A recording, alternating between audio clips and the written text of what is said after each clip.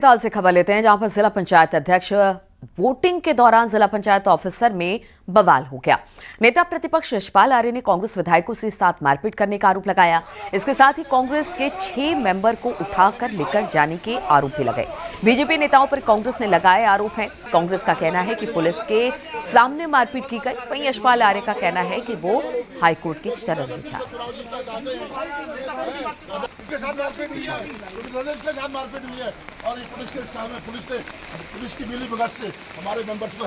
हमारे सदस्यों को और जिला पंचायत के जो अध्यक्ष हैं पुष्पा नेगी देवी विष्का हमारी उपाध्यक्ष के उम्मीदवार हैं।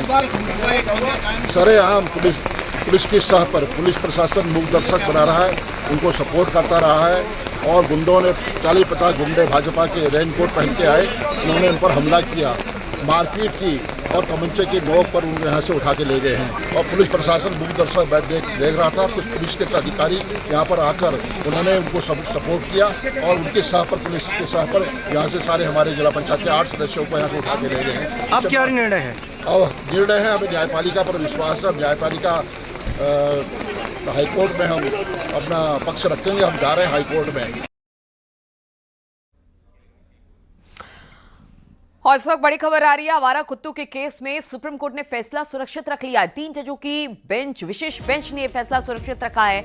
हम फिलहाल आदेश नहीं देंगे, जस्टिस नाथ ने कहा है। स्थानीय अधिकारियों को जिम्मेदारी लेनी चाहिए। सुप्रीम कोर्ट ने कहा है कि अगर जिस तरह का कोर्ट ने आदेश दिया, पारदीवाला को हमने सुना था, उन्होंने कहा कि देखिए जल्द से जल्द शेल्टर में इन तमाम कुत्तों को जो इस वक्त दिल्ली एनसीआर में आवारा तरीके से घूम रहे हैं और रोजाना किसी ना किसी को काट लेते हैं, रेबीज से मौत हो जाती है, तो इसको शेल्टर में रखा जाए। इसके बाद जो डॉग लवर्स थे वो सड़कों पर आ गए। अब आवारा कुत्तों के केस में सुप्रीम कोर्ट ने फैसला सुरक्षित रख लिया है। 3 जजों की विशेष बेंच में आज ये फैसला सुरक्षित रखा गया है। और फिलहाल जस्टिस नाथ की बात की जाए तो उन्होंने कहा कि हम फिलहाल आदेश नहीं देंगे, स्थानीय अधिकारियों को जिम्मेदारी लेनी होगी, तो हम आगे अभी फिलहाल आदेश नहीं देंगे। अब किस तरह का है, जब ये पूरा आज क्या कुछ हुआ है, पूरी बातें सामने आएंगी तो चीजें स्पष्ट होंगी।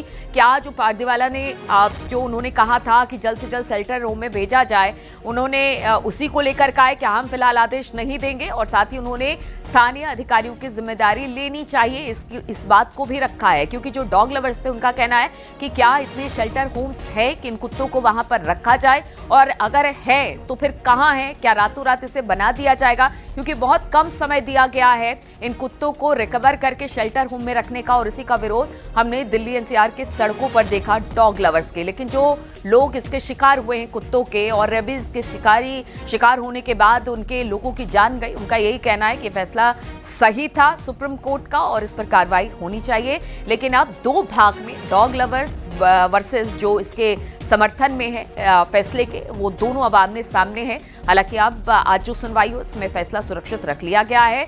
साथ ही अगर बात की जाए, बेंच ने फैसला सुरक्षित रखते हुए कहा, जो जस्टिस नाथ है उन्होंने कहा कि हम फिलहाल आदेश नहीं देंगे और स्थानीय अधिकारियों को इसकी जिम्मेदारी लेनी होगी, क्योंकि नगर निगम को लेकर बराबर से सवाल उठ रहे थे। इसी पर बातचीत करने के लिए शंकर हमारे साथ है। शंकर, आज कोर्ट में क्या हुआ, जजों ने क्या कहा, पूरी बात समझाइए, बताइए। देखिए, आज सुप्रीम कोर्ट में जो डॉग से जुड़े हुए जो इशू हैं, जो आवारा कुत्ते जो सड़कों पे घूमते हैं, गली मोहल्ले में घूमते हैं, और कई छोटे छोटे बच्चे, महिलाएं, बुजुर्ग उसके काटने से बीमार हो जाते हैं, इस मामले पर जिस तरह से कई याचिकाएं दायर हुई थी, तो इस मामले पर जिस तरह से बकायदा सुप्रीम कोर्ट में सुनवाई हो रही है।